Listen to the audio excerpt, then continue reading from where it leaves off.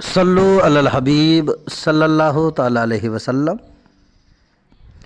سوال اور جواب کی یہ 16 نمبر کی ویڈیو آپ حضرات تک پہنچا رہا ہوں، بغور سنیں۔ سوال: سدرۃ المنتہا کیا چیز ہے؟ جواب: ایک درخت ہے جس کی جڑ چھٹے آسمان میں اور اس کی شاخیں 7ویں آسمان میں پھیلی ہوئی ہیں، اور بلندی 7ویں آسمان سے بھی زیادہ ہے۔ اس کے پھل مٹکے کی طرح اور پتے ہاتھی کے کان کی طرح ہیں۔ اس میں رنگ برنگ کے پھل ہیں۔ اس پر نہایت ہی زیب و زینت ہے۔ اس کا ایک پتا اگر زمین پر رکھ دیا جائے تو پورے اہل زمین کو روشن کر دے، اور اس کے ہر پتے پر ایک فرشتہ ہے۔ سوال: سدرۃ المنتہا کتنا بڑا درخت ہے؟ جواب: اتنا بڑا درخت ہے کہ سوار اس کی ٹہنی کے سائے میں 100 برس تک چلے، یا اس کا سایہ 1,00,000 سواروں کو کفایت کرے۔ سوال: اس کو سدرۃ المنتہا کیوں کہتے ہیں؟ جواب: اس لیے کہتے ہیں کہ اعمال عباد اور مخلوقات کے علوم وہاں تک منتہی ہو جاتے ہیں۔ جو چیز نیچے سے چڑھتی ہے اس کا یہ منتہی ہے، اور جو چیز اوپر سے اترتی ہے اس کا بھی منتہی ہے، اور فرشتے بھی یہیں ٹھہر جاتے ہیں، اس لیے سدرۃ المنتہا کہتے ہیں۔ سوال: کیا اس سے اوپر کوئی جا سکتا ہے؟ جواب: ہمارے نبی حضور اکرم صلی اللہ علیہ وسلم کے علاوہ کوئی نہ جا سکا۔ سوال: زمین سے سدرۃ المنتہا تک کتنی دوری ہے؟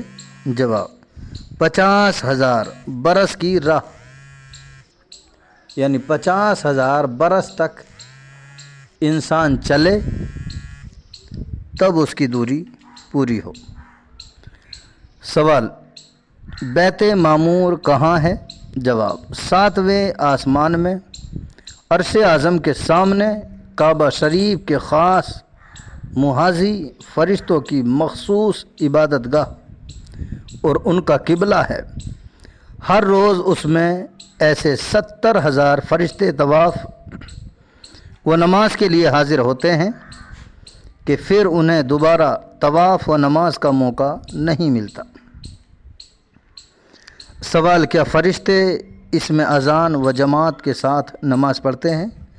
جواب: ہاں، حضرت اسرافیل علیہ السلام اذان دیتے ہیں، جن کی آواز 7 آسمان اور 7 زمین کے فرشتے سن لیتے ہیں، اور حضرت میکائیل علیہ السلام سب کے امام ہوتے ہیں۔ سوال: کیا بیت معمور میں فرشتوں کے علاوہ بھی کسی نے نماز پڑھی؟ جواب: ہاں، شب معراج تمام انبیاء اور امت مرحومہ نے حضور اکرم صلی اللہ علیہ وسلم کے پیچھے نماز پڑھی، اور آپ نے سب کی امامت فرمائی۔ سبحان اللہ، سبحان اللہ۔ سوال: کیا عرش اعظم کوئی جسم ہے؟ جواب: ہاں، مخلوقات میں سب سے بڑا جسم ہے جو حرکت و سکون قبول کرتا ہے۔ سوال: اس کی وسعت کتنی ہے؟ جواب: حدیث شریف میں ہے کہ 7 آسمانوں زمین کرسی کے آگے اس طرح ہیں جیسے ایک لقودق میدان میں ایک چھلا پڑا ہو، اور کرسی عرش کے کنارے ایسی ہے جیسے ایک لقودق میدان میں ایک چھلا پڑا ہو۔ سوال: کیا عرش بھی اللہ تعالیٰ سے خوف کھاتا ہے؟ جواب: ہاں، تمام مخلوقات سے زیادہ خوف کھاتا ہے، یہاں تک کہ جب اللہ تعالیٰ نے اس کو پیدا کیا تو اس کی عظمت و جلال سے کانپتا تھا۔ پھر جب قدرت نے اس پر لا الہ الا اللہ لکھ دیا تو اس اسم شریف کی ہیبت سے اور زیادہ لرزنے لگا۔ پھر جب اس پر محمد الرسول اللہ صلی اللہ علیہ وسلم لکھا تو اس اس میں مبارک کی برکت سے اس کو سکون حاصل ہوا اور لرزنا بند ہو گیا۔ سوال، عرش اعظم کی کیا شان ہے؟ آیا رکھا ہوا ہے یا اس کو کوئی اٹھائے ہوئے ہے؟ جواب، اس وقت تو 4 فرشتے اس کو کندھوں پر اٹھائے ہوئے ہیں اور قیامت کے دن 8 فرشتے اٹھائیں گے۔ دوسری روایت میں ہے کہ اس وقت 8 فرشتے اٹھائے ہوئے ہیں۔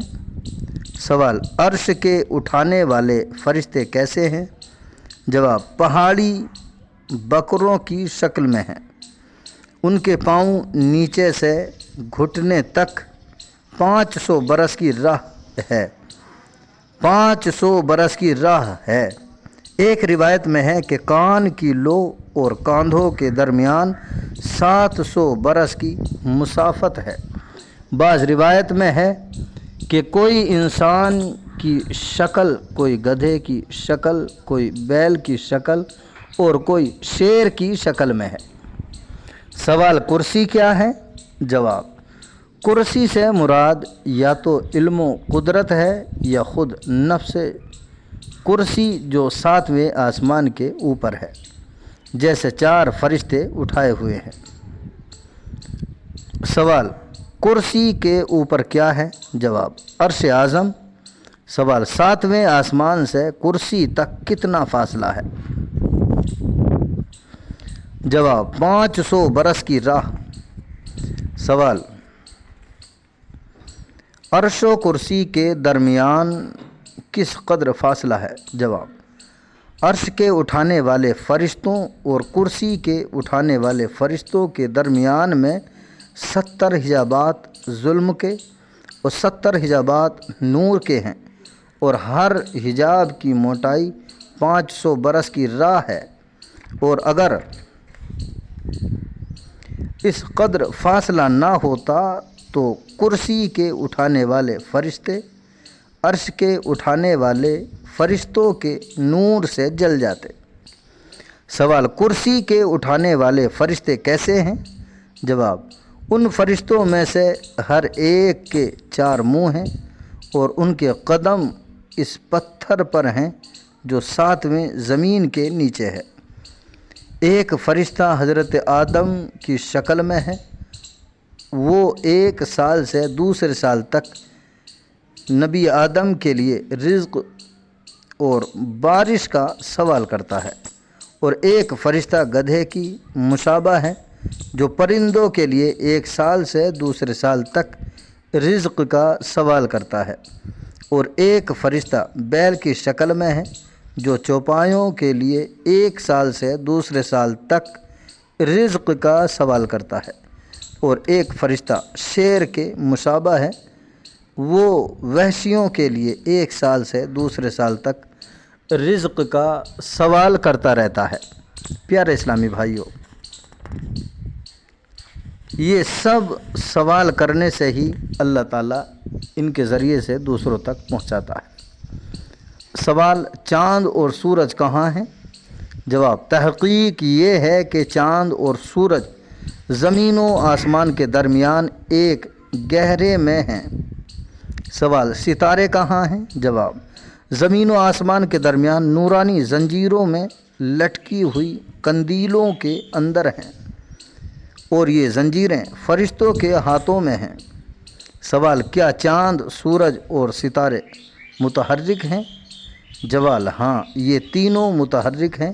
ان تینوں کی حرکت نص قطعی سے ثابت ہے، اور ارشاد ربانی ہے، کلٌ فی فلک یسبحون، ہر ایک ایک گھیرے میں تیر رہا ہے۔ یہاں لفظ کل اپنے عموم کے اعتبار سے چاند، سورج اور ستارے سب کو شامل ہے۔ سوال، کیا چاند اور سورج بذات روشن ہیں؟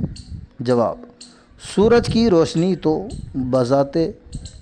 بذات ہے اور وہ بذات روشن ہے، مگر چاند کی روشنی بذات نہیں، بلکہ چاند کی روشنی سورج کی روشنی سے مستفاد ہوتی ہے۔ سوال، چاند اور سورج کا رخ کس طرف ہے؟ جواب، رخ آسمان کی طرف اور پیٹھ زمین کی طرف ہے۔ سوال، کیا چاند زمین سے بڑا ہے؟ جواب، نہیں، بلکہ زمین چاند سے چوگنی بڑی ہے۔ سوال، کیا سورج زمین سے بڑا ہے؟ جواب، ہاں، تقریباً 13 لاکھ گنا بڑا ہے۔ سوال، چاند زمین سے کتنی دوری پر ہے؟ سوال، 2 لاکھ میل سے کچھ زائد پر ہے۔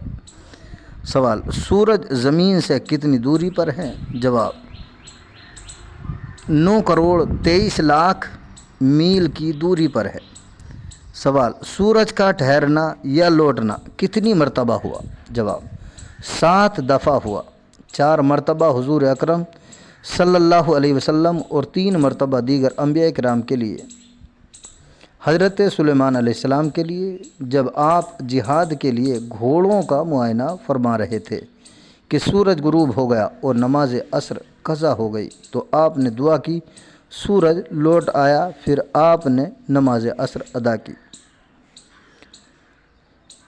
حضرت موسیٰ علیہ السلام کے لیے جب خدا بند قدوس نے حضرت موسیٰ علیہ السلام سے بنی اسرائیل کو ساتھ لے کر چلنے کا حکم دیا تو یہ بھی فرمایا تھا کہ حضرت یوسف علیہ السلام کا تابوت ہمراہ لیتے جائیں۔ ادھر حضرت موسیٰ علیہ السلام نے بنی اسرائیل سے کہہ دیا کہ فجر کے وقت نکلیں گے اور تابوت کے تلاش کرنے میں لگ گئے، یہاں تک کہ فجر طلوع ہونے کے قریب ہو گیا لیکن تابوت کا پتہ نہ چلا۔ تو آپ نے خدا کی بارگاہ میں دعا فرمائی کہ اے اللہ تعالیٰ، اے اللہ عز و جل، طلوع آفتاب کو مورخ فرما دے۔ اس لیے سورج آپ کے لیے ٹھہرا رہا یہاں تک کہ تابوت حاصل ہو گیا۔ حضرت یوشع بن نون کے لیے جب آپ بیت المقدس کے محاذ پر قوم جبارین سے جہاد فرما رہے تھے، جمعے کا دن تھا، ابھی جنگ فتح ہونے میں تاخیر تھی، یہاں تک کہ سورج ڈوبنے لگا۔ اگلا دن ہفتے کا تھا جس میں جنگ کرنا شریعت موسوی میں جائز نہ تھا۔ آپ نے دعا فرمائی اور سورج آپ کی دعا سے ٹھہر گیا۔ جب جنگ فتح ہو گئی اور ظالمین کو شکست ہوئی تو غروب ہو گیا۔ جنگ خندق کے موقع پر حضور اکرم صلی اللہ علیہ وسلم کے لیے جب آپ کی نماز عصر قضا ہو گئی، حضرت جابر رضی اللہ تعالیٰ عنہ سے روایت ہے کہ حضور اکرم صلی اللہ علیہ وسلم نے ایک بار سورج کو حکم دیا تو تھوڑی دیر تک ٹھہرا رہا۔ شب معراج کی واپسی میں آپ نے اہل مکہ کو خبر دی تھی کہ تمہارا قافلہ جو تجارت کے لیے گیا ہوا ہے سورج نکلنے سے پہلے پہنچنے والا ہے۔ حسن اتفاق کی کہ قافلہ پہنچنے میں تاخیر ہو گئی اور سورج نکلنے ہی والا تھا کہ آپ نے دعا فرمائی اور سورج ٹھہر گیا۔ منزل صحابہ پر حضرت علی کے لیے منزل صحابہ پر حضرت علی کے لیے آپ کے حکم سے سورج لوٹ آیا۔ ماشاء اللہ، سبحان اللہ، سبحان اللہ۔ اللہ تعالی ہم سب کو عمل کی توفیق عطا فرمائے۔